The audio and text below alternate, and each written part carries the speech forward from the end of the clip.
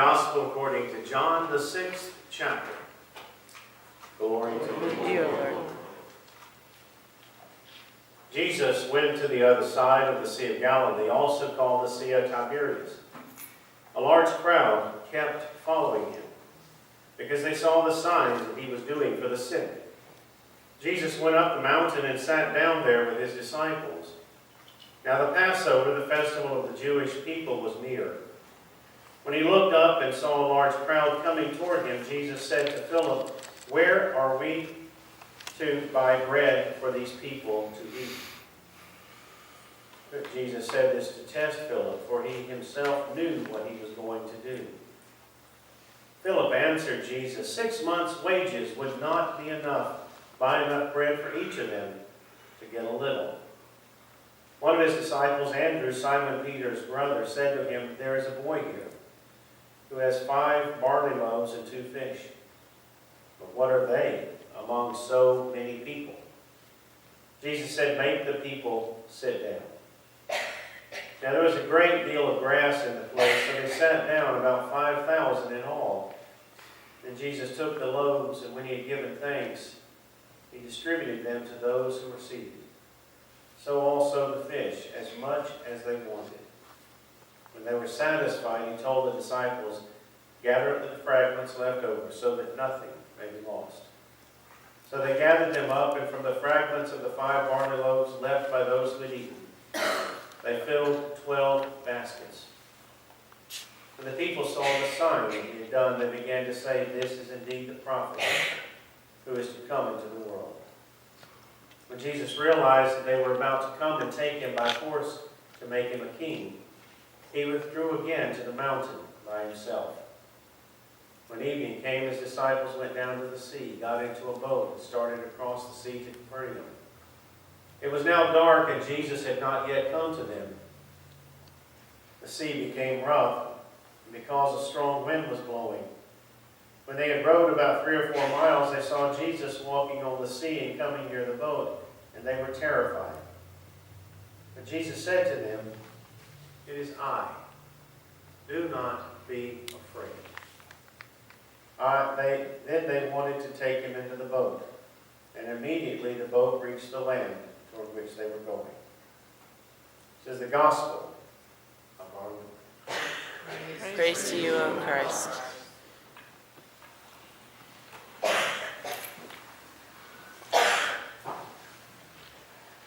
Grace and peace to you from God our Father and from our Lord Jesus, who is the Christ.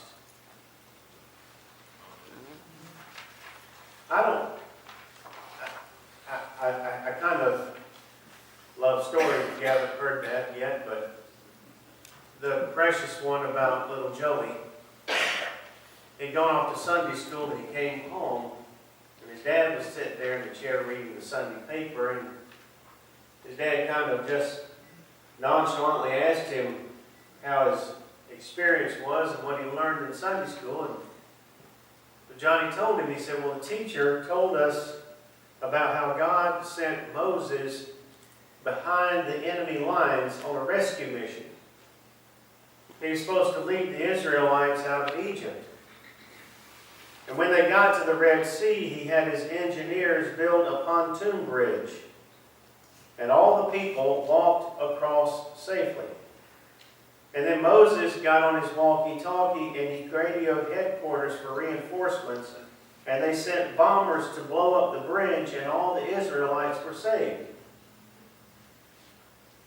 Joey's dad put his paper down and he said, "Joey, is that really what your teachers taught you?"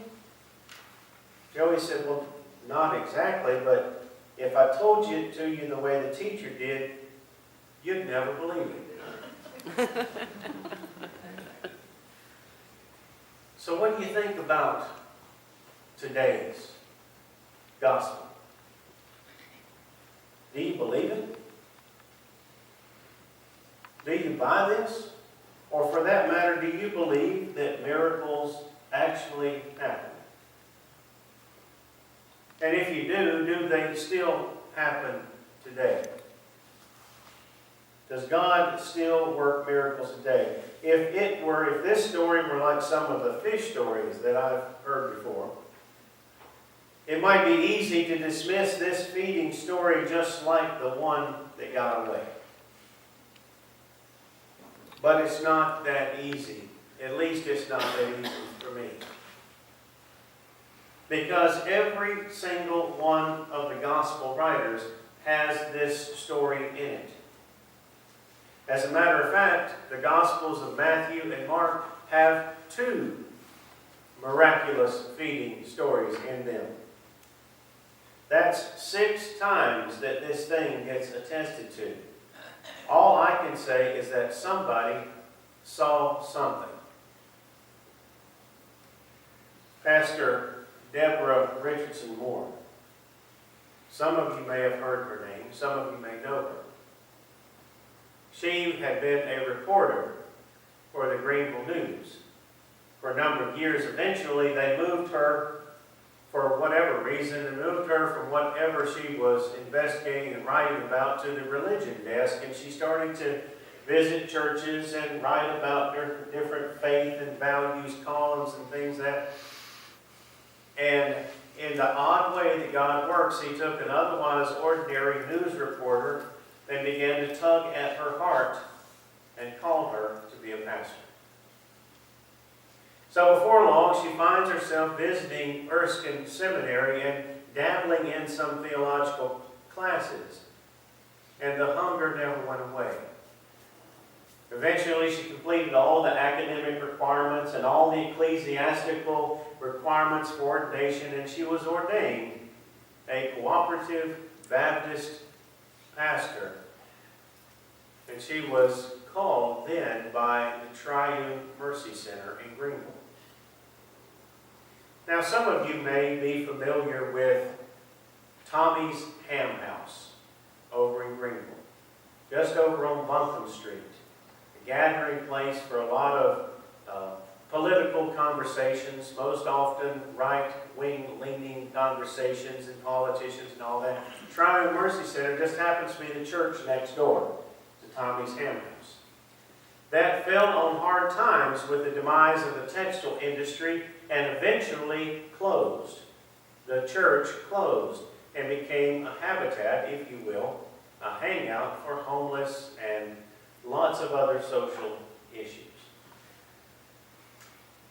Buntham Street, who had started the mission 50, 60 years ago, took back over this, and it became a social ministry arm, and this is where Pastor Richardson Moore walked into.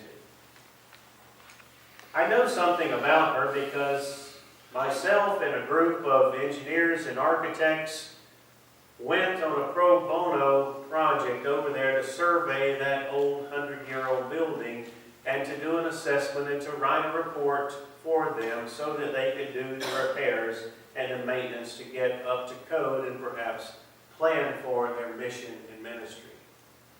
While I was there, I met Pastor Moore, and she handed me a copy of the book that she had written. I have it on my shelf. It is an important little volume filled with lots of incredible stories about what she's learned and the things that she has seen there at Triune Mercy Center. It's called The Weight of Mercy. The thing that I remember, one of the things I remember most about her little volume was the quote that somebody added to the very front page of that, and it can only come from experience, I'm sure. Somebody said that once you see some things, you cannot unsee them. Once you see some things, you cannot unsee them. The Bible, no less, I'm sure, than any of our lives here together today, is full of things that we have seen that we just can't seem to unsee. Some that we wish we could, some that we wish we never would. That's because they're so out of the ordinary, so improbable, so highly unlikely that we would have planned these things to ourselves. And it's when that these things become almost full of God themselves. And it's when we begin to connect these dots of what I like to call defining moments in our lives that we end up with God's story for us. One of the prerequisites, I think, of a defining moment that makes its mark in our story is a certain unwillingness to refrain from trying to reason, trying to calculate, trying to understand something before it actually takes place in our lives. Richard Rohr is one of several who said that there is no way that you can think your way into a new way of acting. Instead, you've got to act your way into a new way of thinking. I had a council president come to me one time up north, and he said to me, not confidence, but he said to me over a fence post on his farm, he said to me, he said, Pastor, he said, I need your help with something. He said, I wish you could tell me how to tithe. He said, I have been trying all my life to faithfully get up to the point of tithing to God. He said, can you tell me something that might help me? I don't know if it was a spirit. I have no idea where it came from. But I simply looked at him and said, stop trying. Just do it. Just do it and see what happens then. See what God does with that simple act of faith and courage to step out. As somebody said of faith, you step to the edge of the light and you take one leap further into the darkness where you're not in control, where you don't have a chance of understanding what's going to happen, but that God, you trust that God is there in the midst of that. Stop trying. Stop trying to understand and to reason. And God's probably going to make a mark on the story of your life. I think that's what happened, how this would have turned out. Imagine how this story today would have turned out if that little boy had done his math homework and would have looked down into his little picnic basket and said to them, well, there's just not enough here. It's never going to work. He's going to be the Eeyore in the crowd. It'll never work. But God needed what that little boy had to offer. God needed those 5 loaves in order to create something nobody could even imagine possible. So I use Father Rohr's little quote quite often when meeting with key lay leaders and especially our own church council here at Holy Communion. Especially the ones here at Holy Communion. Ones who like to celebrate little victories along the way that we've been able to just survive. The light bill got paid. The payroll got met again. Maybe with a little help from savings, yes. But when so much energy, it seems, goes into simply maintaining and keeping the doors open, sometimes, like the saying goes, it's hard to remember that we are also missional people. That we are all here for a purpose, not just to keep a building warm and a room lit. Act your way. We are called to be a part of something that is so much bigger than ourselves. And God is already up to it in this world today. The invitation is simply join me. Do what I am already doing. Do something that's bigger than yourselves. Not just you, Bill and Sam and Fred, but something bigger than Holy Communion. Jump out there into the arms of God and trust. The youth in my first parish sent me off one day with a banner with a similar message.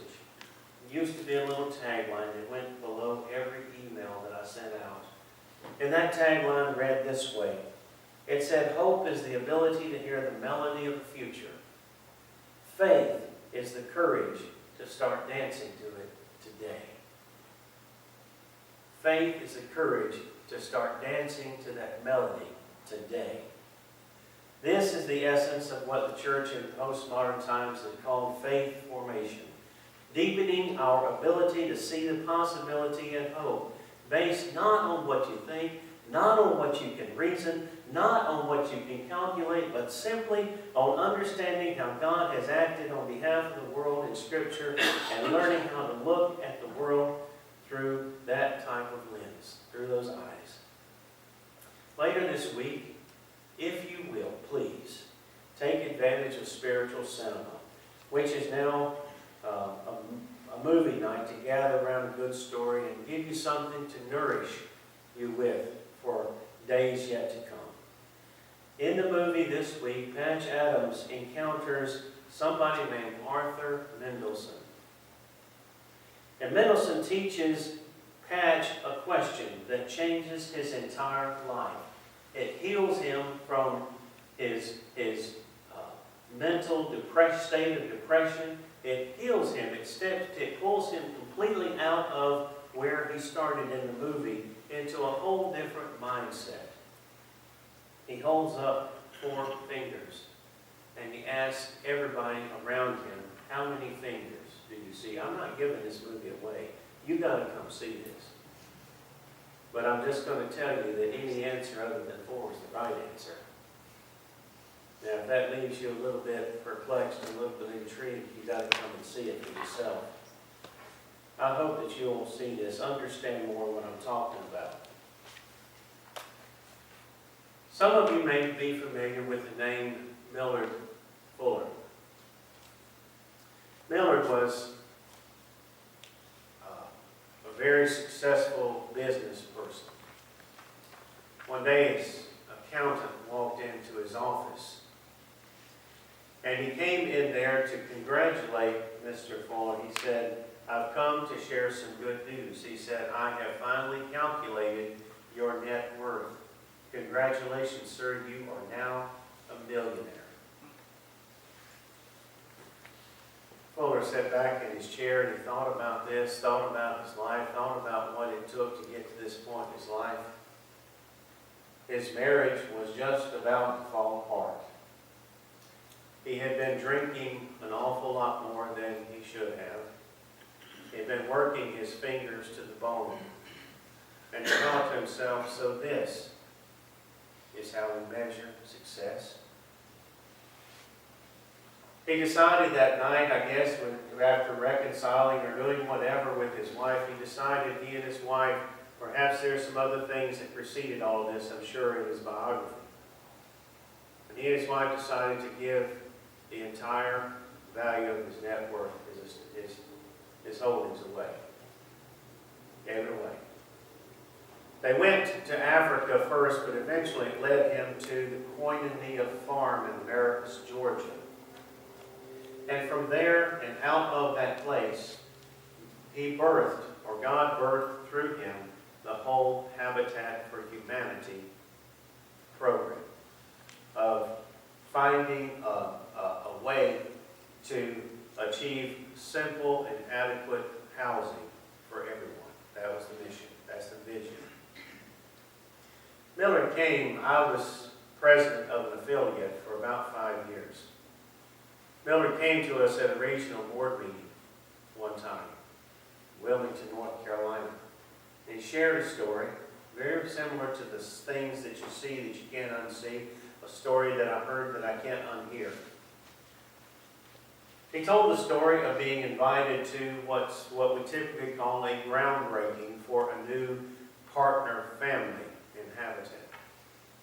The piece of ground that this house was to be built upon was part of a reclaimed landfill, if you will. The place still, you can still see pieces of, in his description, pieces of things that were poking through the ground. There were shards of glass and things like that, yet for the ground to be prepared. One of the little children, a little African-American boy in the family, came over to him. He invited him over to him, and he stood him there as he looked out at this empty lot and this crowd gathered around him, and he said, "Son, what's your name?" And the little boy said, "My name is Hamburger." He said, No, really. He said, "Tell me your real name." He said, "It's Hamburger, sir." He said, "Hamburger?" He said, "Look out across that field there." He said, "Tell me what you see." Hamburger looked out across that field and he began to describe this house. Evidently he had been part of the planning phases of this, but he began to describe the simple little 3-bedroom, 2-bath house. He talked about the little front porch on there where they would be able to sit. He even counted the windows down the side of the house And he talked about how the second window was the window to his room. That's where he would live. When he got through with this lengthy description of what he saw, Mr. Fuller looked at me, as you're looking out across that building, you see all of that? Yes, sir, I do.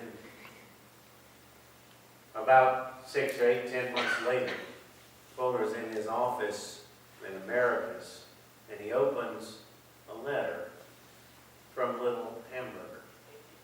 And inside that letter is a photograph of Little Hamburger standing on the front porch of the house that he had described almost to a T, with his arms wide open to embrace the world.